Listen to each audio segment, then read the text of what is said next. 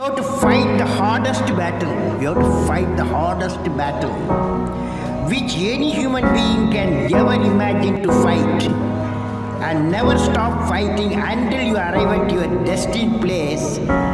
That is the unique you. Hello friends, എല്ലാവർക്കും ഒരിക്കൽ കൂടി സീമ ഫ്യൂച്ചറിലേക്ക് സ്വാഗതം. നമ്മൾ ലാസ്റ്റ് വീഡിയോയിൽ ഇലിസ്ട്രേഷൻ 3 എറർ ചെയ്ത് കരുതിയത്. ഇന്നത്തെ വീഡിയോയിൽ നമ്മൾ ക്യാഷ് ബഡ്ജറ്റ് ആണ് ചെയ്യാൻ പോകുന്നത്. ക്യാഷ് ബഡ്ജറ്റ് ചെയ്യുമ്പോൾ ഇലിസ്ട്രേഷൻ 6 ആണ് നമ്മൾ ചെയ്യാൻ പോകുന്നത്. ഇലിസ്ട്രേഷൻ 4, 5 നമ്മൾ ചെയ്യുന്നില്ല, കാരണം അതേ മോഡലുള്ള പ്രോബ്ലംസ് ബാക്കി വരുന്നുണ്ട്. എന്നാൽ അതേ മോഡലുള്ളതും അതിനെക്കാട്ടി ഇച്ചിരി കൂടെ ഡിഫിക്കൽട്ട് ആയിട്ടുള്ള പ്രോബ്ലംസ് ഇതിൽ ബാക്കി വരുന്നുണ്ട്. അപ്പോൾ അത് ചെയ്യും. അപ്പൊ നമ്മൾ ഇലിസ്ട്രേഷൻ 4, 5 ചെയ്യുന്നില്ല. ഇലിസ്ട്രേഷൻ 4ന്റെ സെയിം മോഡൽ തന്നെയാണ് ഇലിസ്ട്രേഷൻ 6. രണ്ടും ക്യാഷ് ബഡ്ജറ്റ് ആണ്. എന്നാൽ ഇലിസ്ട്രേഷൻ 6നകത്ത് 4നെ അപേക്ഷിച്ച് കുറെ ട്രാൻസാക്ഷൻസും അഡ്ജസ്റ്റ്മെന്റും കുറച്ച് അധികമുണ്ട്. അപ്പോൾ നമ്മൾ ഇലിസ്ട്രേഷൻ 6 ആണ് ചെയ്യാൻ പോകുന്നത്. അങ്ങനെ 6ാമത്തെ ഇലിസ്ട്രേഷന്റെ അനാലിസിസ് ഞാൻ ഇവിടെ എഴുതി വെച്ചിട്ടുണ്ട്. അതിനു മുമ്പ് ഒരു കാര്യം പറയാനുണ്ട്. ക്രെഡിറ്റ് പീരീഡ് എന്ന് നിങ്ങൾ കേട്ട് കാണാമല്ലോ. അപ്പോൾ നമ്മളൊരു ക്യാഷ് ബഡ്ജറ്റ് പ്രിപ്പയർ ചെയ്യുമ്പോൾ ക്രെഡിറ്റ് പീരീഡ് അല്ലെങ്കിൽ ക്രെഡിറ്റ് ടേംസ് എന്ന് നമ്മൾ പൊതുവെ കേൾക്കാൻ സാധ്യതയുള്ള ഒരു ടേമാണ്. അതെന്താണെന്ന് വെച്ചാൽ, ഇപ്പൊ നമുക്കറിയാം, ഒരു വലിയൊരു ബിസിനസ് സെയിൽസ് ആയാലും പർച്ചേസ് ആയാലും ഫുള്ളും ക്യാഷ് ബേസിസിലായിരിക്കത്തില്ല. നമ്മൾ ഒന്നെങ്കിൽ ഒരു നോമിനൽ എമൗണ്ട്, അതായത് 10% അല്ലെങ്കിൽ 20% എമൗണ്ടും ആദ്യമേ കൊടുത്തിട്ട് ബാക്കി സെയിൽസിന് ശേഷം കൊടുക്കാവുന്ന ഒരു അഗ്രിമെന്റ് കാണും. അല്ലെങ്കിൽ നമ്മൾ ഒരു 2 മാസം അല്ലെങ്കിൽ ഒരു 3 മാസത്തിന് ശേഷം ബാക്കി തുക, അല്ലെങ്കിൽ ഓരോ മാസം ഇങ്ങനെ ഒരു നിശ്ചിത തുക തിരിച്ചടയ്ക്കാം എന്ന് പറഞ്ഞുകൊണ്ടുള്ളതായിരിക്കും നമ്മുടെ ക്രെഡിറ്റ് ടേംസ്.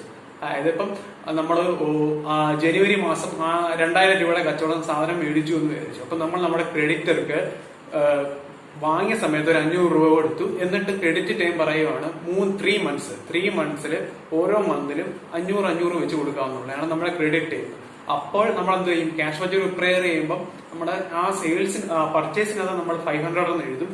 പിന്നീട് ഓരോ മന്ത്ലി ഇൻസ്റ്റാൾമെന്റ് ആയിട്ട് ബാക്കി 500 വെച്ച് എഴുതിക്കൊണ്ടിരിക്കും. അതാണ് നമ്മുടെ ക്രെഡിറ്റ് ടൈം. അതായത് നമ്മുടെ ക്രെഡിറ്റർ അല്ലെങ്കിൽ നമ്മുടെ സപ്ലയർ നമുക്ക് എത്ര മാസം സമയം തരുന്നുണ്ട്, ഈ റീപേയ്മെന്റിന് വേണ്ടിയിട്ട് എത്ര മാസം സമയം തരുന്നുണ്ട് എന്നതിനെയാണ് നമ്മൾ ഈ ക്രെഡിറ്റ് ടൈംസ് കൊണ്ട് ഉദ്ദേശിക്കുന്നത്. അപ്പൊ നമുക്ക് ഈ ക്രെഡിറ്റ് ടൈംസ് ലഭിക്കുമ്പോൾ നമ്മുടെ സെയിൽസിന് നമ്മൾ ക്രെഡിറ്റ് ടൈംസ് കൊടുക്കും. അതായത് നമ്മുടെ ഡെപ്റ്റേഴ്സ്, അതായത് നമ്മളെ വിൽക്കുന്നവർക്കും നമ്മൾ ഇതേപോലെ തന്നെ സമയം കൊടുക്കും. എന്തിനാണ്? റീപേയ്മെന്റ് ചെയ്യാൻ വേണ്ടിയിട്ട്. അതിനെയാണ് ഡെപ്റ്റ് പീരീഡ്, അല്ലെങ്കിൽ അത് ക്രെഡിറ്റ് ടൈംസ് എന്ന് തന്നെയാണ് പറയുന്നത്. കാരണം നമ്മുടെ സെയിൽസിന് നമ്മൾ കൊടുക്കുന്ന ക്രെഡിറ്റ് ആണ്. അപ്പൊ അവർക്കൊരു ഡെപ്റ്റ് പീരീഡ് ഉണ്ട്. ആ തിരിച്ചു തരുന്ന തിരിച്ചടവിനെയാണ് നമ്മൾ ഡെപ്റ്റ് പീരീഡ് എന്ന് പറയുന്നത്. അപ്പൊ നമുക്ക് അനാലിസിസിലേക്ക് കാണാം. അപ്പൊ നമുക്ക് അനാലിസിസ് നോക്കാം. അപ്പൊ അനാലിസിസിനകത്ത് നമുക്ക് പറഞ്ഞിട്ടുണ്ട്, prepare a cash budget for 3 months ending on June 30, 2016. അതായത് നമുക്ക് പ്രിപ്പയർ ചെയ്യേണ്ടത് എന്താണ്? ഒരു ക്യാഷ് ബഡ്ജറ്റ് ആണ് നമ്മൾ പ്രിപ്പയർ ചെയ്യേണ്ടത്. എന്ന് മുതലുള്ളതാണ് എന്ന് പറഞ്ഞിട്ടില്ല. 3 മാസം, അതായത് 3 മാസം ഡ്യൂറേഷൻ ഉള്ള ഒരു ക്യാഷ് ബഡ്ജറ്റ് ആണ് നമ്മൾ പ്രിപ്പയർ ചെയ്യേണ്ടത്. ആ ബഡ്ജറ്റ് എന്നാണ് എൻഡ് ചെയ്യേണ്ടത് നമ്മൾ പറഞ്ഞിട്ടുണ്ട്? June 30, അതായത് June 30, 2016 എൻഡ് ചെയ്യുന്ന ഒരു ക്യാഷ് ബഡ്ജറ്റ് ആണ് നമ്മൾ പ്രിപ്പയർ ചെയ്യേണ്ടത്. അപ്പൊ നമുക്ക് എന്ത് ചെയ്യണം? June 30 മുമ്പുള്ള 3 മാസങ്ങൾ, അതായത് ഏപ്രിൽ, മെയ്, ജൂൺ ആണ് നമ്മുടെ ബഡ്ജറ്റിംഗ് പീരീഡ്. ആ പീരീഡിന്റെ ബഡ്ജറ്റ് ആണ് നമ്മൾ പ്രിപ്പയർ ചെയ്യുന്നത്. പിന്നെ ക്വസ്റ്റ്യനകത്ത് നമുക്ക് സെയിൽസ്, പർച്ചേസ്, വേജസ്, ഓവർഹെഡ് ഇതെല്ലാം തന്നിട്ടുണ്ട്. ഓരോ മാസത്തെയും സെയിൽസ്, പർച്ചേസസ്, വേജസ്, ഓവർഹെഡ് തന്നിട്ടുണ്ട്. പർച്ചേസസ് എന്ന് പറഞ്ഞാൽ മെറ്റീരിയൽസ് തന്നെയാണ്. നമുക്ക് വേറെ നമ്മുടെ റോ മെറ്റീരിയൽസ് ആണ് നമ്മുടെ പർച്ചേസസ്. അതിനൊന്നും വേറെ അപ്പം മെറ്റീരിയൽസ് തന്നാൽ പർച്ചേസ് തന്നെയാണ് എന്ന് നമ്മൾ മനസ്സിലാക്കിക്കോണം. പിന്നീട് സെയിൽസ് തന്നിട്ടുണ്ട്. അതിന്റെ ക്രെഡിറ്റ് പീരീഡും തന്നിട്ടുണ്ട്. സെയിൽസും അതിന്റെ ക്രെഡിറ്റ് പീരീഡും പറഞ്ഞിട്ടുള്ളതെന്ന് വെച്ചാൽ 10% ക്യാഷ് ആണെന്ന്, ബാക്കി ക്രെഡിറ്റ് സെയിൽസ് ആണെന്ന്. അതായത് ഇപ്പൊ ഞാൻ എക്സാമ്പിൾ പറഞ്ഞുതരാം. 10,000 രൂപയുടെ സെയിൽസ് ആണ്. അപ്പൊ 10,000 രൂപയുടെ സെയിൽസിനകത്ത് 10% ക്യാഷ് ആണ്. അതായത് 1000 രൂപ. 10,000 രൂപയ്ക്ക് 1000 രൂപ ക്യാഷ് ആയിട്ട് നമ്മൾ അപ്പം തന്നെ കൊടുക്കുന്നു. പിന്നെ ബാക്കിയുള്ളത് എത്ര? 9,000 രൂപയാണ്. അത് ക്രെഡിറ്റ് സെയിൽസ് ആണ്. ബാക്കി പറഞ്ഞിട്ടുണ്ട് 50% of the credit sales in the next month and balance in the following month. അതായത് ക്രെഡിറ്റ് സെയിൽസിന്റെയോ, അതായത് 9,000 രൂപയാണ് ഞാൻ പറഞ്ഞ എക്സാമ്പിളിൽ നമ്മുടെ ക്രെഡിറ്റ് സെയിൽസ്. ആ 9,000 രൂപയുടെ പകുതി 4,500 അത് തൊട്ടടുത്ത മാസം നമ്മൾ വാങ്ങും. എന്നിട്ട് ഈ 4,500ന്റെ ബാക്കിയുണ്ടല്ലോ, അതായത് 9,000 4,500 നമുക്ക് തൊട്ടടുത്ത മാസം കിട്ടി. പിന്നീട് വീണ്ടും ഒരു 50% ഉണ്ട്, 4,500. അത് അതിന്റെ തൊട്ടടുത്ത മാസം കിട്ടും. അതായത് 3 മാസത്തിനുള്ളിൽ നമുക്ക് ആ ഇത് കിട്ടുമെന്നാണ് പറയുന്നത്. ആദ്യത്തെ മാസം നമ്മൾ 10% ക്യാഷ് ആയിട്ട് കൊടുക്കുന്നു. പിന്നീട് ബാക്കി ക്രെഡിറ്റ് സെയിൽസിന് 50% അടുത്ത മാസം നൽകുന്നു. പിന്നെ അതിന്റെ തൊട്ടടുത്ത മാസം നമ്മൾ ബാക്കി 50% കൊടുക്കുന്നു. അതാണ് നമ്മുടെ ക്രെഡിറ്റ് ടേംസ്. പർച്ചേസസിന്റെ ക്രെഡിറ്റ് സെയിൽസ്, അതായത് സെയിൽസിന്റെ ഇത് ക്രെഡിറ്റ്. പിന്നെയുള്ള ക്രെഡിറ്റേഴ്സ് ആണ്. ക്രെഡിറ്റേഴ്സ് 2 മാസം. ക്രെഡിറ്റേഴ്സ് നമുക്ക് എന്താണെന്നറിയാം, നമ്മൾ പർച്ചേസ് നമ്മൾ കൊടുക്കാനുള്ളവരാണ് ക്രെഡിറ്റേഴ്സ്. അപ്പൊ നമ്മുടെ പർച്ചേസസിനാണ് നമ്മൾ ക്രെഡിറ്റ് കൊടുക്കേണ്ടത്. അപ്പൊ നമ്മുടെ പർച്ചേസ് എന്താണ്, മെറ്റീരിയൽസ് ആണ് നമ്മുടെ പർച്ചേസ്. അപ്പൊ അവർക്ക് നമ്മുടെ ക്രെഡിറ്റ് ടൈം എത്രയാണ്, 2 മാസമാണ് നമ്മുടെ ക്രെഡിറ്റേഴ്സിന് നമുക്കുള്ള ക്രെഡിറ്റ് പീരീഡ്. 2 മാസത്തിനുള്ളിൽ നമുക്ക് കൊടുത്താൽ മതി അവർക്കുള്ളത്. പിന്നീട് വേജസിന്റെ ക്രെഡിറ്റ് പീരീഡ് ഇച്ചിരി ഡീറ്റെയിൽ ആയിട്ട് തന്നെ ഞാൻ പറഞ്ഞുതരാം.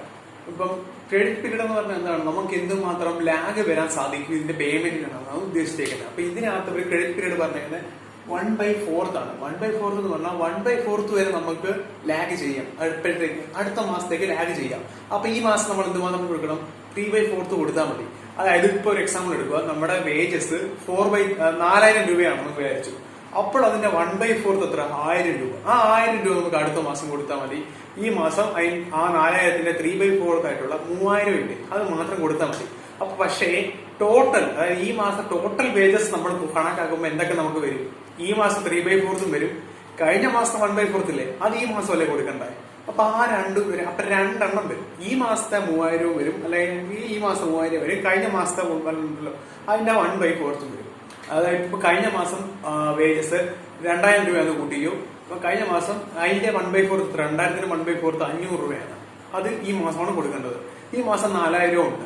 അതിന്റെ അപ്പം 4000ത്തിന്റെ 1/4 1000, അത് അടുത്ത മാസം കൊടുത്താൽ മതി. അപ്പൊ ഈ മാസം എത്രയൊക്കെ കൊടുക്കണം, കഴിഞ്ഞ മാസത്തെ 1/4 ആയ 500ഉം ഈ മാസത്തെ 3/4 ആയ 3000 ചേർത്തിട്ട് 3500 രൂപയാണ് ഈ മാസത്തെ ടോട്ടൽ വേജസ്.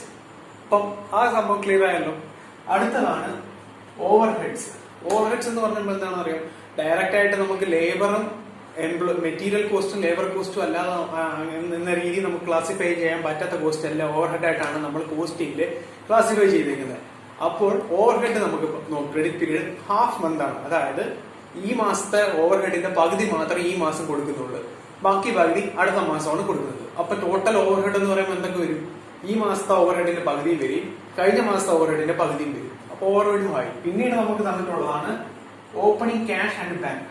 ക്യാഷ്, നമ്മളൊരു ക്യാഷ് ബഡ്ജറ്റ് ആണല്ലോ പ്രിപ്പയർ ചെയ്യുന്നത്. അപ്പൊ അതിന് ഓപ്പണിംഗ് ബാലൻസ് ഉണ്ടാവുമല്ലോ.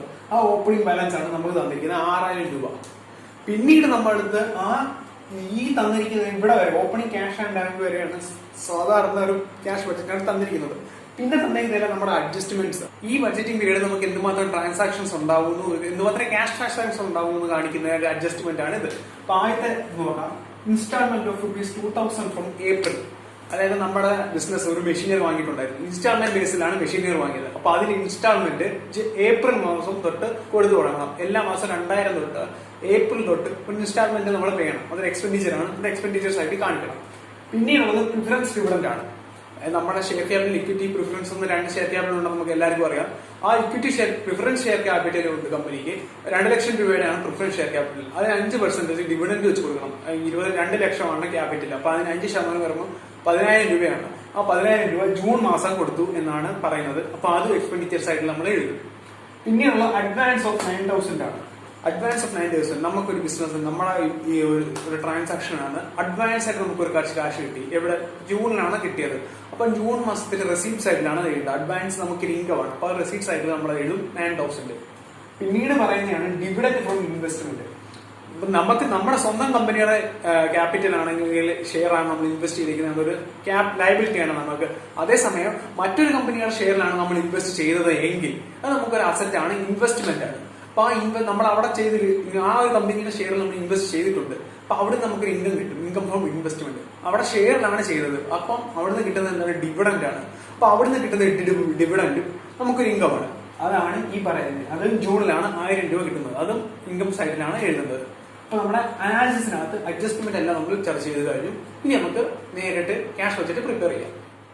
അപ്പൊ നമുക്ക് ആൻസറിലേക്ക് കിടക്കാം. ആൻസർ ചെയ്യുന്നതിന് മുമ്പായിട്ട് നമുക്ക് കുറച്ച് വർക്കിംഗ് നോട്ട്സ് പ്രിപ്പയർ ചെയ്യേണ്ടതായിട്ടുണ്ട്. വർക്കിംഗ് നോട്ട് എന്തൊക്കെയാണെന്ന് വെച്ചാൽ, നമ്മളിപ്പം ഒരു ആൻസറുമായിട്ട് ബന്ധപ്പെട്ട് എന്തെല്ലാം കണക്കൂട്ടുകൾ ചെയ്യുന്നുണ്ട്, പിന്നീട് നമ്മൾ എന്തെങ്കിലും അസംഷൻസ് എടുക്കുന്നുണ്ടെങ്കിൽ അത്, പിന്നെ എന്തെങ്കിലും നോട്ടുകൾ നമ്മൾ തയ്യാറാക്കുന്നുണ്ടെങ്കിൽ അതും എല്ലാം വർക്കിംഗ് നോട്ട്സിന്റെ ഭാഗമായിട്ടാണ് ചെയ്യുന്നത്. വർക്കിംഗ് നോട്ട് ഇമ്പോർട്ടന്റ് ആണ്. കാരണം നമ്മുടെ ക്വസ്റ്റ്യൻ പേപ്പർ തന്നെ പറയുന്നുണ്ട്, all the working should be part of your answer. അതായത് നമ്മൾ എന്ത് വർക്കിംഗ് നോട്ട് ചെയ്താലും അതെല്ലാം നമ്മുടെ ആൻസറിനോട് ചേർത്ത് തന്നെ ചെയ്യണം. എന്നാൽ മാത്രമേ നമുക്ക് അതിനുള്ള സ്റ്റെപ്പ് മാർക്ക് അല്ലെങ്കിൽ നമ്മൾ ചെയ്തത് ശരിയാണ് എന്നുള്ളത് ബോധ്യം ആ എക്സാം പേപ്പർ നോക്കുന്നതൊക്കെ വരത്തുള്ളൂ. അപ്പൊ നമുക്ക് എന്ത് വർക്കിംഗ് നോട്ട് ഉണ്ടായാലും അതെല്ലാം ആൻസറോട് തന്നെ ചെയ്യണം. അപ്പൊ ഈ ക്വസ്റ്റ്യനിൽ നമുക്ക് 2 വർക്കിംഗ് നോട്ട് അത്യാവശ്യമായിട്ട് ചെയ്യേണ്ടതുണ്ട്. അപ്പൊ ആദ്യത്തെ വർക്കിംഗ് നോട്ടാണ് working note 1, collection from debtors. അതായത് നമുക്കറിയാം ക്രെഡിറ്റ് പീരീഡ് ഉണ്ടെന്ന് നമുക്കറിയാം. അപ്പം ക്രെഡിറ്റ് പീരീഡിനനുസരിച്ച് എന്തുമാത്രം എത്ര സമയം വെച്ചിട്ടാണ് അല്ലെങ്കിൽ ഓരോ മാസം എത്ര രൂപയാണ് നമ്മൾ ഡെപ്റ്റേഴ്സിൽ നിന്ന് കളക്ട് ചെയ്തതെന്നാണ് നമ്മൾ ഈ വർക്കിംഗ് നോട്ടിൽ കണ്ടെത്തുന്നത്. അപ്പൊ നമ്മൾ ഇതിനകത്ത് ക്രെഡിറ്റ് സെയിൽസ് ഓരോ മാസവും അതിനനുസരിച്ചുള്ള സെയിൽസ് എഴുതിയിട്ടുണ്ട്. ഇവിടെ നമ്മൾ 4 മാസമാണ് എഴുതുന്നത്. നമ്മൾ ഫെബ്രുവരി, മാർച്ച്, ഏപ്രിൽ, മെയ് എന്ന 4 മാസത്തെ ക്രെഡിറ്റ് സെയിൽസ് ആണ് നമ്മൾ കണ്ടുപിടിക്കാൻ പോകുന്നത്. അപ്പം നമുക്കറിയാം നമ്മുടെ ഈ ഓരോ മാസത്തെ സെയിൽസ് നമ്മളിവിടെ എഴുതി വെച്ചിട്ടുണ്ട്. നമുക്കറിയാം സെയിൽസിന്റെ 10%, അതായത് 10% മാത്രമേ ഉള്ളൂ ക്യാഷ് സെയിൽസ്, ബാക്കിയെല്ലാം ക്രെഡിറ്റ് സെയിൽസ് ആണ്. അതായത് ഈ ഒരു മാസത്തെ സെയിലിന്റെ 90% ക്രെഡിറ്റ് സെയിൽസ് ആണ്. ക്രെഡിറ്റ് സെയിൽസ് നമ്മൾ കളക്ട് ചെയ്യുന്ന എപ്പോഴാണ്? ഒരു പകുതി ക്രെഡിറ്റ് സെയിൽസിന്റെ 50% തൊട്ടടുത്ത മാസവും ബാക്കി അതിനടുത്ത മാസവുമാണ്. അതായത് ഇപ്പൊ ഫെബ്രുവരിയിലാണ് നമുക്ക് ക്രെഡിറ്റ് സെയിൽ ഉണ്ടാവുന്നതെങ്കിൽ ഫെബ്രുവരിയിലെ ക്രെഡിറ്റ് സെയിൽസിന്റെ പകുതി നമ്മൾ മാർച്ചിൽ കളക്ട് ചെയ്യും, ബാക്കി പകുതി ഏപ്രിലിൽ കളക്ട് ചെയ്യും. അങ്ങനെയാണ് നമ്മൾ ക്രെഡിറ്റ് സെയിൽസ് എല്ലാം കളക്ട് ചെയ്യുന്നത്. നമുക്ക് ചെയ്തു നോക്കാം. അപ്പൊ നമുക്ക് 14,90%, 14,90% എന്ന് പറയുമ്പോൾ 12,600 വരും. അതാണ് ഇവിടുത്തെ ടോട്ടൽ സെയിൽസ്. മാർച്ചിലത് 13,500 വരും. ഏപ്രിലേത് 16,000-ന്റെ 90%-മായ 14,400 വരും. പിന്നീട് മെയിലേത് 17,000-ന്റെ 90%-മായിട്ടുള്ള 15,300 വരും. ഇതാണ് ക്രെഡിറ്റ് സെയിൽസ്. ഇനി ഇതെല്ലാം കളക്ട് ചെയ്യുന്നത് നമുക്ക് നോക്കാം. കാരണം ഫെബ്രുവരിയിലെ സെയിൽസ് ഫെബ്രുവരി നമ്മൾ കളക്ട് ചെയ്തില്ല, പക്ഷേ മാർച്ചിൽ ഇതിന്റെ ഒരു പകുതി നമ്മൾ കളക്ട് ചെയ്യും. അതായത് 12,600-ന്റെ പകുതിയായ 6,300 നമ്മൾ മാർച്ചിലും കളക്ട് ചെയ്യും, ഏപ്രിലിലും കളക്ട് ചെയ്യും. പിന്നീട് വരുന്നത് മാർച്ചിലാണ്. മാർച്ചിലെ നമ്മൾ ഫെബ്രുവരിയിലും കളക്ട് ചെയ്തില്ല, മാർച്ചിലും കളക്ട് ചെയ്തില്ല, ഏപ്രിൽ, മെയ് എന്ന മാസങ്ങളായിട്ടാണ് കളക്ട് ചെയ്തത്. ഇവിടെ നമുക്ക് 6,750 ഉണ്ട് ഒരു മാസം. ഇവിടെയുണ്ട്, അതായത് ഏപ്രിലും മെയിലുമായിട്ട് 6,750 നമ്മൾ കളക്ട് ചെയ്യും. പിന്നീട് നമുക്കുള്ളത് ഏപ്രിലിലെ ക്രെഡിറ്റ് സെയിൽസ് ആണ്. ഏപ്രിലിൽ നമ്മൾ ഏതൊക്കെ മാസമാണ് ചെയ്യുന്നത്? ഏപ്രിലത് നമ്മൾ മെയിലും ജൂണിലുമായിട്ടാണ് കളക്ട് ചെയ്യുന്നത്. ഇവിടെ നമുക്ക് 14,400-ന്റെ പകുതിയായ 7,200 ഈ മെയിലും കളക്ട് ചെയ്യും, ജൂണിലും കളക്ട് ചെയ്യും. മനസ്സിലായല്ലോ? അതായത് ഒരു മാസത്തിന്റെ ക്രെഡിറ്റ് സെയിൽസ് തൊട്ടടുത്ത 2 മാസങ്ങളിലായിട്ടാണ് നമ്മൾ കളക്ട് ചെയ്യുന്നത്. അതാണ് നമ്മൾ ഇതുവരെ ചെയ്തത്. ഇനി നമുക്ക് മെയിൽ ക്രെഡിറ്റ് സെയിൽസ് ആണ് കണ്ടുപിടിക്കുന്നത്. മെയിൽ അത് 15,300 ആണ്. 15,300-ന്റെ പകുതി നമ്മൾ മെയിലായിട്ട് ജൂണിലും ജൂലൈയിലും ആയിട്ടാണ് കളക്ട് ചെയ്യുന്നത്. അപ്പൊ ഒരു പകുതി, അതായത് 7,650 നമ്മൾ ജൂണിൽ കളക്ട് ചെയ്യും. ജൂലൈയിൽ നമ്മൾ എഴുതണ്ട, കാരണം നമ്മുടെ ബഡ്ജറ്റ് എന്ന് പറഞ്ഞാൽ 3 മാസത്തെ ബഡ്ജറ്റാണ്. ജൂണിൽ 30 ജൂണിൽ എൻഡ് ചെയ്യുന്ന ബഡ്ജറ്റാണ് നമുക്ക് പ്രിപ്പയർ ചെയ്യേണ്ടത്. അതുകൊണ്ട് ജൂൺ വരെയുള്ള മാസം കണ്ടുപിടിച്ചാൽ മതി. അതിന് മുമ്പുള്ള തൊട്ട് 3 മാസം, ഇതിന്റെ 3 എണ്ണത്തിന്റെ ടോട്ടലാണ് നമ്മുടെ കളക്ഷൻ എഫോർട്ട് ഡെപ്റ്റേഴ്സ്. ഈ ബഡ്ജറ്റിന് വേണ്ടി നമ്മൾ ഈ ഒരു ബഡ്ജറ്റിന് വേണ്ടി നമ്മളിപ്പോ പ്രിപ്പയർ ചെയ്യുന്ന ബഡ്ജറ്റിന് വേണ്ടി ഈ 3 മാസം കണക്ക് മാത്രം മതി. അപ്പൊ ഇതിന്റെ എല്ലാത്തിനുള്ള ടോട്ടൽ എന്ന് പറയുമ്പോൾ 6,300 പ്ലസ് 6,750 എന്ന് പറയുമ്പോൾ ഇവിടെ 13,050 വരും. ഇവിടെ 6,750 7,200 കൂട്ടുമ്പോൾ 13,950 വരും. ഇവിടെ 14,850 വരും. അപ്പൊ നമുക്ക് ഒന്നുകൂടെ നോക്കാം. ഫെബ്രുവരിയിലെ ക്രെഡിറ്റ് സെയിൽസ് ടോട്ടൽ സെയിൽ 14,000 ആണ്. ഇതിന്റെ 10% ക്യാഷ് സെയിലാണ്, ബാക്കി 90% ക്രെഡിറ്റ് സെയിൽസ്.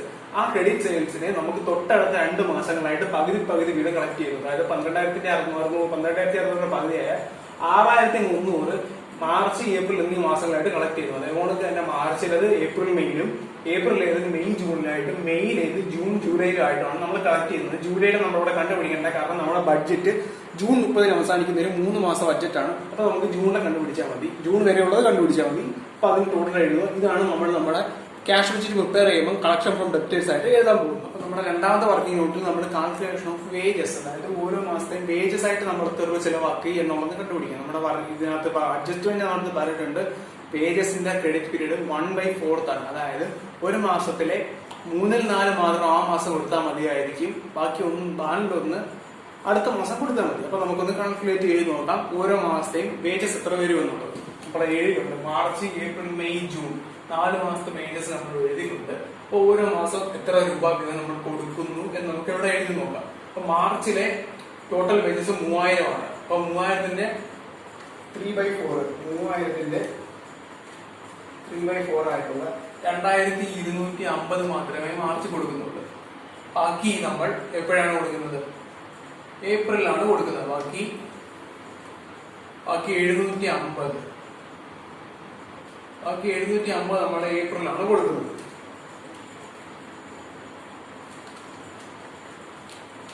അതേപോലെ തന്നെ ഏപ്രിലിലെ വേജസ് ആണ് 3200. 3200ന്റെ 4/3 2400 നമ്മൾ ഏപ്രിലിൽ കൊടുക്കും. പിന്നീട് ബാക്കി വരുന്ന 800 നമ്മൾ മെയിലായിരിക്കും കൊടുക്കുന്നത്. പിന്നീട് മെയിലെ സാലറി പ്രകാരം 3600 ടോട്ടൽ. അതിന്റെ 3/4 എന്ന് പറയുന്നത് നമ്മൾ മെയിൽ തന്നെ കൊടുക്കും. 3/4 2700 ആണ്. 2700 അവിടെ കൊടുക്കും. ബാക്കി വരുന്ന 900 നമ്മൾ ജൂണിൽ കൊടുക്കും. പിന്നീട് ജൂണിൽ സാലറി നമ്മൾ ഏതൊക്കെ മാസമായിട്ടാണ് വേജസ് നമ്മൾ ഏതൊക്കെ മാസമായിട്ട് കൊടുക്കുന്നത്? ജൂണിൽ ജൂലൈയിലോട്ടാണ് കൊടുക്കുന്നത്. ഇതിന്റെ 3/4 ആയിട്ടുള്ള 3000 അത് നമ്മൾ ജൂണിൽ തന്നെ കൊടുക്കും. ജൂലൈയിൽ നമ്മൾ കണ്ടുപിടിക്കേണ്ട, കാരണം നമ്മൾ പ്രിപ്പയർ ചെയ്യുന്നത് ജൂണിൽ തന്നെ ഒരു ബഡ്ജറ്റ് ആണ്. നമുക്ക് അത് കണ്ടുപിടിക്കേണ്ട ആവശ്യമില്ല. അപ്പൊ നമുക്ക് ഇന്ത്യയിലെ ടോട്ടൽ എടുത്ത് നോക്കാം. ഇവിടെ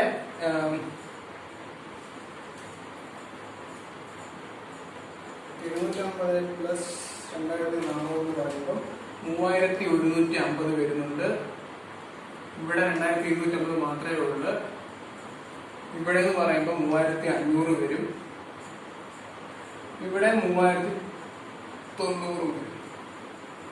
3900 വരും. അപ്പൊ ഇതാണ് നമ്മുടെ ടോട്ടൽ ഓവർ ഹെഡ്. അതിപ്പോ നമ്മൾ പറഞ്ഞാൽ നമുക്കറിയാം നമ്മൾ ഒരു മാസത്തെ വേജസ് എന്ന് പറഞ്ഞാൽ, ഒരു മാസം വേജസ് നമ്മൾ കൊടുക്കുന്നതെന്ന് പറഞ്ഞാൽ ആ മാസം ഉണ്ടായ വേജസിന്റെ 4/3 മാത്രമേ നമ്മൾ ആ മാസം കൊടുക്കുന്നുള്ളൂ. ബാക്കി തൊട്ടടുത്ത മാസമാണ് കൊടുക്കുന്നത്. അങ്ങനെ വെച്ച് നോക്കുമ്പോൾ മാർച്ചിൽ 3000 രൂപയാണ് നമുക്ക് ഉണ്ടായത്. അത് 2250 രൂപ മാർച്ചിൽ തന്നെ കൊടുത്തു. ബാക്കി 1/4 ആയിട്ടുള്ള 750 ഏപ്രിലാണ് കൊടുത്തത്. അതേപോലെ തന്നെ ഏപ്രിൽ 3200 ഉണ്ടായിരുന്നു. അത് ഏപ്രിൽ 2400 കൊടുത്തു. മെയില് 800 കൊടുത്തത്. മെയ് 3600 ഉണ്ടാക്കും. മെയ് 2700 കൊടുത്തു. ജൂണിൽ നമ്മൾ 900 കൊടുത്തു. ജൂണിൽ മൊത്തത്തിൽ 4000 രൂപ വ്യത്യാസമായിട്ടുണ്ടായിരുന്നു. പക്ഷെ 3/4 ആയിട്ടുള്ള 3000 മാത്രമേ നമ്മൾ ജൂണിൽ കൊടുത്തിട്ടുള്ളൂ. ബാക്കി 1000 ജൂലൈയിലാണ് കൊടുക്കുന്നത്. ജൂലൈയിൽ നമ്മൾ ഇതിനകത്ത് എഴുതിയിട്ടില്ല, കാരണം നമ്മുടെ ബഡ്ജറ്റിംഗ് പീരീഡ് 3 മാസത്തെ എൻഡ് ചെയ്യുന്നതായിട്ട് നമുക്ക് ജൂൺ വരെ ഉള്ളത് മാത്രം കണക്ക് കൂട്ടിയാൽ മതി. അപ്പൊ നമുക്ക് ബഡ്ജറ്റ് പ്രിപ്പയർ ചെയ്ത് തുടങ്ങാം. ബഡ്ജറ്റിന്റെ ഫോർമാറ്റ് ഞാൻ വരച്ചു വെച്ചിട്ട് നമുക്ക് നോക്കാം. നമുക്ക് 3 മാസമാണുള്ളത്. ഏപ്രിൽ മെയ് ജൂൺ എന്ന 3 മാസത്തേക്കാണ് നമ്മൾ ബഡ്ജറ്റ് പ്രിപ്പയർ ചെയ്യുന്നത്. ബഡ്ജറ്റിന്റെ ഫോർമാറ്റ് നോക്കാം. ഓപ്പണിംഗ് ബാലൻസ് ഉണ്ട്. അതിനോടൊപ്പം നമ്മൾ റെസീറ്റ് ചെയ്തു. നമുക്ക് മെയിൻ ആയിട്ടുള്ള റെസീറ്റ് എന്ന് പറഞ്ഞാൽ നമ്മൾ ക്യാഷിന്റെ സെയിൽസ് ഉണ്ട്. പിന്നീട് നമ്മൾ കണ്ടുപിടിച്ച ഡെപ്റ്റേഴ്സ് ഉണ്ട്, കളക്ഷൻ ഫോർ ഡെപ്റ്റേഴ്സ് അതുണ്ട്. പിന്നീട് നമുക്ക് ജൂണിൽ ഒരു അഡ്വാൻസും ഒരു ഡിവിഡന്റ് കിട്ടുന്നുണ്ട്. ഡിവിഡന്റ് എന്ന് വെച്ചാൽ ഇൻകം ഫ്രം ഇൻവെസ്റ്റ്മെന്റ് ആയിട്ടുള്ള ഡിവിഡന്റ് കിട്ടുന്നുണ്ട്, ഒരു അഡ്വാൻസ് കിട്ടുന്നുണ്ട്. അത് 2 ജൂണിലൊരു റെസീപ്റ്റ് ആണ്. അങ്ങനെ നമ്മൾ റെസീപ്റ്റ് സൈഡ് കഴിയും. ആ റെസീപ്റ്റ് ടോട്ടലാണ് A+B. സി ആണ് പേയ്മെന്റ്. നമ്മുടെ പർച്ചേസ് ചെയ്ത മെറ്റീരിയൽസിന് ക്രെഡിറ്റേഴ്സിന് പേ ചെയ്യാനുണ്ട്. അത് 2 മാസത്തെ ക്രെഡിറ്റ് പീരീഡ് ഉണ്ട്. അപ്പം മെറ്റീരിയൽസ്, നമ്മൾ കണ്ടുപിടിച്ച വേജസ്, പിന്നെ ഓവർ ഹെഡ്, നമ്മൾ മെഷീനറി മേടിച്ച് കൊടുക്കുന്ന ഇൻസ്റ്റാൾമെന്റ്, പിന്നെ ഒരു പ്രിഫറൻസ് ഡിവിഡന്റ്. ഇത്രയുമാണ് നമ്മുടെ റെസീപ്റ്റ്സ് ആൻഡ് പേയ്മെന്റ്. അപ്പൊ നമുക്ക് ചെയ്തു തുടങ്ങാം. നമുക്ക് ക്വസ്റ്റ്യനിൽ പറഞ്ഞിട്ടുണ്ട്, നമ്മൾ ഓപ്പണിംഗ് ബാലൻസ് വന്നിട്ടുണ്ട്. ഓപ്പണിംഗ് ബാലൻസ് ആണ് 6000 രൂപയായിരുന്നു. ഓപ്പണിംഗ് ബാലൻസ് 6000 രൂപയാണ്. പിന്നീട് നമുക്ക് പറഞ്ഞിട്ടുണ്ട് ആ മാസം സെയിൽസിന്റെ 10% ആണ് ക്യാഷ് സെയിൽസ് ആണ്. അതായത് 16000 ആയിരുന്നു ഏപ്രിൽ മാസത്തെ സെയിൽസ്. അതിന്റെ 10% 1600 നമ്മൾ ക്യാഷ് സെയിൽസ് ആയിട്ട് എടുത്തു. പിന്നീട് നമ്മൾ കളക്ഷൻ ഫ്രോം ഡെപ്റ്റേഴ്സ് കണ്ടുപിടിച്ചിട്ടുണ്ടായിരുന്നു. കളക്ഷൻ ഫ്രോം ഡെപ്റ്റേഴ്സ് വർക്കിംഗ് കൊണ്ട് നമ്മൾ കണ്ടുപിടിച്ചിട്ടുണ്ടായിരുന്നു. അത് 13050 ഉണ്ട്. അഡ്വാൻസ് ഡിവിഡന്റും ഈ മാസം, അതായത് ഏപ്രിൽ നമുക്ക് കിട്ടാനില്ല. അപ്പം അതിന്റെ എല്ലാം ടോട്ടൽ എടുക്കുക. നമുക്ക് ഓപ്പണിംഗ് ബാലൻസിന്റെ റെസിപ്റ്റിന്റെ ടോട്ടൽ എടുക്കുമ്പോൾ നമുക്ക് 20650 കിട്ടുന്നുണ്ട്. ഇതാണ് ഇതിന്റെ ടോട്ടല്. അതായത് റെസിപ്റ്റിന്റെ ഓപ്പണിംഗ് ബാലൻസിന്റെ ടോട്ടൽ നമുക്ക് 20650 ഉണ്ട്. ഇനി ബാക്കി പേയ്മെന്റ് നോക്കാം. പേയ്മെന്റ് മെറ്റീരിയൽസ് 2 മാസം ക്രെഡിറ്റ് പീരീഡ് ആണ്. അതായത് നമ്മൾ ഏപ്രിലിൽ കൊടുക്കുന്നത് ഫെബ്രുവരി വാങ്ങിയില്ലേ, അതിന്റെതാണ് നമ്മൾ ഏപ്രിലിൽ കൊടുക്കുന്നത്. അപ്പൊ ഇവിടെ മെറ്റീരിയൽ 9600 ഉണ്ട്. വേജസ് നമ്മൾ വർക്കിംഗ് കൊണ്ട് വരച്ച് കണ്ടുപിടിച്ചിട്ടുണ്ടായിരുന്നു. അത് 3150 നമ്മുടെ വേജസ്. പിന്നീട് ഓവർഹെഡ് നമുക്ക് പറഞ്ഞിട്ടുണ്ട് ക്രെഡിറ്റ് പീരീഡ് ഹാഫ് മന്ത് ആണ്. അതായത് ഒരു മാസത്തെ പകുതി പിന്നെ കഴിഞ്ഞ മാസത്തെ പകുതി കൂടെ ചേർത്തിട്ടാണ് ആ മാസം നമ്മൾ വേജസ് കൊടുക്കുന്നത്. അതായത് ഇപ്പൊ നമ്മുടെ അടുത്ത് പറഞ്ഞ ഈ ഒരു ക്വസ്റ്റ്യനകത്ത് ഏപ്രിലിൽ നമ്മുടെ അടുത്ത് പറഞ്ഞിട്ടുണ്ട് ഏപ്രിലിലെ ഓവർഹെഡ് 2000 രൂപയായിരുന്നു. അപ്പൊ ആ 2000ന്റെ പകുതിയായ 1000 കഴിഞ്ഞ മാസത്തെ മാർച്ചിലെ ഓവർഹെഡ് ആയിരുന്നു 1950. ആ 1900 ആയിരുന്നു മാർച്ചിലെ. അപ്പൊ ആ 1900ന്റെ പകുതിയായ 950 ഈ മാസത്തെ 2000ന്റെ പകുതി 1000 ചേർത്തിട്ടുള്ള 1950 ആണ് ഈ മാസത്തെ ഓവർഹെഡ്സ്. അത് 1950 ഈ മാസത്തെ ഓവർഹെഡ്സ് ആണ്. പിന്നെ ഇൻസ്റ്റാൾമെന്റ് 2000 രൂപ നമ്മൾ കൊടുക്കുന്നുണ്ട്. ഡിവിഡന്റ് ഈ മാസം കൊടുക്കണം. അപ്പൊ നമുക്ക് ടോട്ടൽ പേയ്മെന്റ് സൈഡിന്റെ എല്ലാം ടോട്ടൽ നോക്കാം. അപ്പൊ ഇതെല്ലാം കൂടെ കൂടുമ്പോൾ പേയ്മെന്റ് സൈഡിന് ടോട്ടൽ ആയിട്ട് നമുക്ക് 16,000 പേയ്മെന്റ് സൈഡിന് ടോട്ടൽ നമുക്ക് 16,700 കിട്ടുന്നു. നമുക്കറിയാം ക്ലോസിംഗ് ബാലൻസ് അറിയാം, opening balance plus receipt minus closing ഈ പേയ്മെന്റ്സ്. അപ്പൊ നമുക്ക് ക്ലോസിംഗ് ബാലൻസ് കിട്ടും. അപ്പം ഈ 20,650 നിന്ന് 16,700 കുറയുമ്പോൾ നമുക്ക് 3,950 കിട്ടും. അതാണ് നമ്മുടെ ഇവിടുത്തെ ക്ലോസിംഗ് ബാലൻസ്. ഏപ്രിലിലെ ക്ലോസിംഗ് ബാലൻസ് മെയിലെ ഓപ്പണിംഗ് ബാലൻസ് ആണ്. അത് നമ്മൾ എടുത്തെഴുതും 3,950. പിന്നീട് മെയിലെ സെയിൽസിന്റെ 10% 1,700 നമ്മൾ ക്യാഷ് സെയിൽസ് ആയിട്ട് എഴുതുന്നു. പിന്നീട് നമ്മൾ കണ്ടുപിടിച്ച ക്രെഡിറ്റേഴ്സ് കളക്ഷൻ ഫ്രം ഡെപ്റ്റേഴ്സ് എഴുതും 13,950 ആണ്. പിന്നീട് ഇത് മൂന്നിന്റെ ടോട്ടലായിട്ട് 19,600 ഇതിന്റെ ടോട്ടൽ ഉണ്ട്. അപ്പൊ ഇനി ഈ മാസത്തെ മെറ്റീരിയൽസ് 9,000 ആണ്. മെയില് നമ്മൾ കൊടുക്കുന്നത് 9,000 രൂപയാണ് മെറ്റീരിയൽസിന് കൊടുക്കുന്നത്. വേജസ് നമ്മൾ 3,500 വർക്കിംഗ് നോട്ടിനകത്ത് കണ്ടുപിടിച്ചിട്ടുണ്ടായിരുന്നു. ഓവർഹെഡ് മെയിലെയും ഏപ്രിലെയും കൂടെ കൂട്ടിയിട്ട് 2,100 ഓവർഹെഡ് ഉണ്ട്. പിന്നീട് ഇൻസ്റ്റാൾമെന്റ് 2,000 കൊടുക്കുന്നുണ്ട്. ഇൻസ്റ്റാൾമെന്റ് നമ്മൾ എല്ലാ മാസം കൊടുക്കുന്നുണ്ട്. ഏപ്രിൽ തൊട്ടാണ് ഇൻസ്റ്റാൾമെന്റ് തുടങ്ങുന്നത്. അപ്പൊ എല്ലാ മാസവും ഒരു 2,000 വെച്ച് നമ്മൾ കൊടുത്തേ പറ്റത്തുള്ളൂ. പ്രിഫറൻസ് ഡിവിഡന്റ് നമ്മൾ ജൂണിലാണ് കൊടുക്കുന്നത്. അപ്പൊ ഈ പേയ്മെന്റ് സൈഡിനെല്ലാം ടോട്ടൽ നോക്കുമ്പോൾ നമുക്ക് 16,600 ആണ് പേയ്മെന്റ് സൈഡിന്റെ എല്ലാം ടോട്ടൽ. ഈ 9,000 3,500 2,000 കൂട്ടുമ്പോൾ 16,600 ആണ് പേയ്മെന്റ് സൈഡിന്റെ ടോട്ടൽ. ഈ പേയ്മെന്റ് റെസിപ്റ്റിന്റെ ഓപ്പണിംഗ് ബാലൻസിൽ നിന്നിട്ട് ഈ പേയ്മെന്റ് നമ്മൾ കുറയ്ക്കുമ്പോൾ നമുക്ക് ക്ലോസിംഗ് ബാലൻസ് കിട്ടും. അപ്പൊ 19,600 നിന്ന് 10,600 പോകുമ്പോൾ 3,000 നമുക്ക് ക്ലോസിംഗ് ബാലൻസ് കിട്ടും. മെയിലെ ക്ലോസിംഗ് ബാലൻസ് ജൂണിലെ ഓപ്പണിംഗ് ബാലൻസ് ആണ്. അത് 3,000 എഴുതി. അപ്പൊ അവിടുത്തെ സെയിൽസ് ക്യാഷ് സെയിൽസ് 1,700 ഉണ്ട്. ഡെപ്റ്റേഴ്സ് 14,750 ഉണ്ട്. പിന്നീട് ഇവിടെ ജൂണിൽ നമുക്കൊരു അഡ്വാൻസ് ലഭിക്കുന്നുണ്ട്. അഡ്വാൻസ് നമുക്ക് പറഞ്ഞിട്ടുണ്ട് ഒരു വെഹിക്കിള് വിറ്റു, അതിന്റെ അഡ്വാൻസ് ആയിട്ട് നമുക്ക് 9,000 ലഭിക്കുന്നുണ്ട്. പിന്നീട് നമുക്കൊരു ഡിവിഡന്റ് കിട്ടുന്നുണ്ട്. നമ്മൾ ഇൻവെസ്റ്റ്മെന്റ് ചെയ്തിട്ടുണ്ട്, ആ ഇൻവെസ്റ്റ്മെന്റ് നമുക്കൊരു ഡിവിഡന്റ് കിട്ടുന്നുണ്ട്. അതൊരു 1,000 രൂപയുണ്ട്. അപ്പം അതുകൂടെ കൂട്ടിയിട്ട് ഇത്രയാണ് നമുക്ക് ജൂണിൽ കിട്ടുന്ന റെസീപ്റ്റ്സ്. അപ്പൊ ഈ റെസീപ്റ്റിന്റെ ഓപ്പണിംഗ് ബാലൻസിന്റെ ടോട്ടല് നമുക്ക് 29,650 കിട്ടുന്നുണ്ട്. ഇത്രയാണ് ടോട്ടൽ. ഇനി നമുക്ക് ഈ സൈഡിൽ പേയ്മെന്റ് നോക്കാം. പേയ്മെന്റ് സൈഡില് മെറ്റീരിയൽസിന് നമ്മൾ 9,200 മെറ്റീരിയൽസ് നമ്മൾ 9,200 കൊടുക്കുന്നുണ്ട്. വേജസ് 3,900 ആണ്. ഓവർഹെഡ് 2,250. ഇൻസ്റ്റാൾമെന്റ് ഒരു 2,000. പിന്നെ നമുക്ക് ഇവിടെ പ്രിഫറൻസ് ഡിവിഡന്റ് കൊടുക്കുന്നുണ്ട്. നമുക്ക് 2 ലക്ഷം ഉള്ള ഒരു പ്രിഫറൻസ് ഷെയർ ക്യാപിറ്റൽ ഉണ്ട്. അതിന്റെ 5% നമ്മൾ കൊടുക്കുന്നുണ്ട് പ്രിഫറൻസ് ഡിവിഡന്റ് ആയിട്ട്. അപ്പൊ 2 ലക്ഷത്തിന്റെ 5% ആയിട്ടുള്ള 10,000 നമ്മൾ പ്രിഫറൻസ് ഡിവിഡന്റ് ആയിട്ട് കൊടുത്തു. അപ്പൊ ഈ പേയ്മെന്റ് സൈഡിന്റെ ടോട്ടൽ കൂട്ടാം. പേയ്മെന്റ് സൈഡിന്റെ ടോട്ടൽ എല്ലാം കൂട്ടാൻ നമുക്ക് 27,350 ആണ് നമുക്ക് പേയ്മെന്റ് കിട്ടുന്നത്. അപ്പൊ ഈ പേയ്മെന്റ് നമ്മൾ ഓപ്പണിംഗ് ബാലൻസിന്റെയും റെസീപ്റ്റിന്റെയും ടോട്ടലിൽ നിന്നിട്ട് നമ്മുടെ പേയ്മെന്റ് കുറയുമ്പോൾ നമുക്ക് ക്ലോസിംഗ് ബാലൻസ് കിട്ടും. ഇവിടെ ക്ലോസിംഗ് ബാലൻസ് നമുക്ക് 2,300 ആണ്. ഈ 2,300 എന്നുള്ളത് ജൂലൈയിലെ ഓപ്പണിംഗ് ബാലൻസ് ആയിട്ട് മാറും. ഞാൻ ഒന്നുകൂടെ പറഞ്ഞു തരാം. നമ്മൾ 3 മാസത്തെ ബഡ്ജറ്റാണ് പ്രിപ്പയർ ചെയ്യുന്നത്. ജൂൺ 30/2016 എൻഡ് ചെയ്യുന്ന ഒരു ബഡ്ജറ്റാണ് നമ്മൾ പ്രിപ്പയർ ചെയ്യുന്നത്.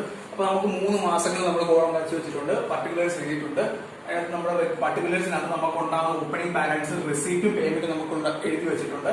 അപ്പം പ്രധാനപ്പെട്ട റെസീപ്റ്റ് എന്ന് പറഞ്ഞാൽ ക്യാഷ് സെയിൽസ് നമ്മൾ വർക്കിംഗ് കൊണ്ട് വരച്ച് കളക്ഷൻ ഫ്രോം ഡെപ്റ്റേഴ്സ് കണ്ടുപിടിച്ചിട്ടുണ്ട്. പിന്നീട് ഒരു അഡ്വാൻസ് ലഭിക്കുന്നുണ്ട്, ഒരു അഡ്ജസ്റ്റ്മെന്റ് നമുക്ക് പറഞ്ഞിട്ടുണ്ട്, ഡിവിഡന്റ് കിട്ടുന്നുണ്ടെന്ന് പറഞ്ഞിട്ടുണ്ട്. അത്രയാണ് റെസിപ്റ്റ്സ്. പേയ്മെന്റ് നമ്മൾ മെറ്റീരിയൽ പർച്ചേസ് ചെയ്യുന്നതിനുണ്ട്, വേജസ് ജോലിക്കാർക്ക് ശമ്പളം കിട്ടുന്നുണ്ട്, പിന്നീട് ഓവർ ഹെഡ്സ് അല്ലറ ചില്ലറ ചിലവുകളൊക്കെ നമുക്ക് ഉണ്ടാവുന്നുണ്ട്. വേജസ് ആയിട്ട് മെറ്റീരിയൽ ആയിട്ടും വേജസ് ആയിട്ട് ചില കണക്കൂട്ടാൻ പറ്റുന്ന ചിലവുകളെല്ലാം നമുക്ക് ഓവർ ഹെഡ് ആണ്. ഓവർ ഹെഡ് നമ്മൾ ചെയ്തു. പിന്നെ നമ്മുടെ ഏപ്രിൽ മുതൽ ഒരു മെഷീനറി വാങ്ങിയിട്ടുണ്ട്. ആ മെഷീനറിയുടെ ഇൻസ്റ്റാൾമെന്റ് ഏപ്രിൽ തൊട്ട് 2000 രൂപ വെച്ച് കൊടുക്കുമെന്ന് പറഞ്ഞിട്ടുണ്ട്. അത് നമ്മൾ എഴുതിയിട്ടുണ്ട്. പിന്നീട് അഡ്ജസ്റ്റ്മെന്റ് പറഞ്ഞിട്ടുണ്ട്. നമ്മളൊരു പ്രിഫറൻസ് ഡിവിഡന്റ്, നമ്മുടെ കമ്പനിക്ക് ഒരു പ്രിഫറൻസ് ഷെയർ ക്യാപിറ്റൽ ഉണ്ട്, അതിന് പ്രിഫറൻസ് ഡിവിഡന്റ് കൊടുക്കുന്നുണ്ട്. അപ്പൊ അത്രയാണ് നമ്മുടെ ഇതിനകത്ത് വരുന്ന അഡ്ജസ്റ്റ്മെന്റ്സ്. ഇപ്പൊ നമുക്ക് ഫിഗർ നോക്കാം. ക്വസ്റ്റ്യൻ പറഞ്ഞിട്ടുണ്ട് ഓപ്പണിംഗ് ബാലൻസ് 6000 ഉണ്ടെന്ന്. പിന്നെ പറഞ്ഞു ഓരോ മാസത്തെയും സെയിൽസിന്റെ 10% ആണ് ക്യാഷ് സെയിൽസ്. അപ്പൊ നമ്മൾ ക്യാഷ് സെയിൽസ് ഏപ്രിൽ 1600 ഉണ്ട്. വർക്കിംഗ് ഔട്ട് നമ്മൾ കളക്ഷൻ ഓഫ് ഡെപ്റ്റേഴ്സ് കണ്ടുപിടിച്ചു. അങ്ങനെ ഈ ഓപ്പണിംഗ് ബാലൻസിന്റെ റെസിപ്റ്റിന്റെ ടോട്ടൽ നമ്മൾ എഴുതി. പിന്നീട് നമ്മൾ പേയ്മെന്റ് സൈഡിൽ മെറ്റീരിയലിന് കൊടുത്തത് എഴുതി. വർക്കിംഗ് ഔട്ട് വരച്ച് നമ്മൾ വേജസ് നോക്കി. ഓവർ ഹെഡ് പകുതി വീതം ഓരോ മാസത്തെ പകുതിയാണ് കൊടുത്തത്. അങ്ങനെ നമ്മൾ വേജസ് കണ്ടുപിടിച്ചു. പിന്നെ എല്ലാ മാസവും ഇൻസ്റ്റാൾമെന്റ് എഴുതി. അപ്പം ഈ ടോട്ടൽ A+B നിന്ന് നമ്മൾ ഈ പേയ്മെന്റ് സൈഡിന്റെ ടോട്ടൽ പറയുന്നത് ക്ലോസിംഗ് ബാലൻസ് കിട്ടി. ഈ മാസത്തെ ക്ലോസിംഗ്, അതായത് ഏപ്രിൽ മാസത്തെ ക്ലോസിംഗ് ബാലൻസ് മെയിലെ ഓപ്പണിംഗ് ആയിട്ട് മാറി. അവിടെ അതേപോലെ തന്നെ നമ്മൾ അഡ്ജസ്റ്റ്മെന്റ് എല്ലാം ചെയ്തു. ലാസ്റ്റ് ജൂണിൽ വന്നപ്പോൾ ജൂണിലാണ് നമുക്ക് ഈ അഡ്വാൻസ് ഡിവിഡന്റ് കിട്ടുന്നത്. അപ്പൊ അധികമായിട്ടുള്ളത് ഈ അഡ്വാൻസ് ഡിവിഡന്റുമാണ്. അഡ്വാൻസ് നമ്മൾ 9000 റിസീപ്റ്റ് എഴുതി. അഡ്വാൻസ് വെഹിക്കിൾ നമ്മൾ 9000 എഴുതി. പിന്നീട് നമ്മൾ ഇൻകം ഫ്രം ഇൻവെസ്റ്റ്മെന്റ് ആയിട്ട് ഡിവിഡന്റ് 1000 എഴുതി. അങ്ങനെ അതിന്റെ ടോട്ടൽ 29,650 ഉണ്ട്. പിന്നെ അതേപോലെ തന്നെ നമ്മൾ പേയ്മെന്റ് സൈഡിൽ മെറ്റീരിയൽസ് കൊടുത്തു, വേജസ് കൊടുത്തു, ഓവർ ഹെഡ് കൊടുത്തു, ഇൻസ്റ്റാൾമെന്റ് 2000 കൊടുത്തു. പിന്നീട് നമുക്ക് പറയുന്നത് പ്രിഫറൻസ് ഡിവിഡന്റ് ഉണ്ട്.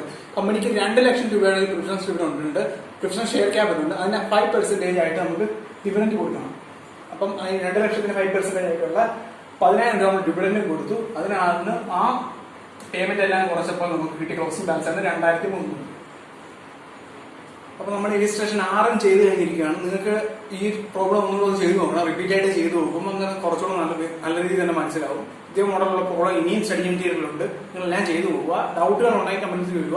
പിന്നെ നിങ്ങൾക്ക് വീഡിയോ ഇഷ്ടപ്പെട്ടിട്ടുണ്ടെങ്കിൽ വീഡിയോ ലൈക്ക് ചെയ്യുക, നിങ്ങളുടെ കൂട്ടുകാർക്ക് റെക്കമെൻഡ് ചെയ്യുക. ചാനൽ ഇതിനായിട്ട് സബ്സ്ക്രൈബ് ചെയ്തിട്ടില്ലെങ്കിൽ സബ്സ്ക്രൈബ് ചെയ്യുക. Thank you.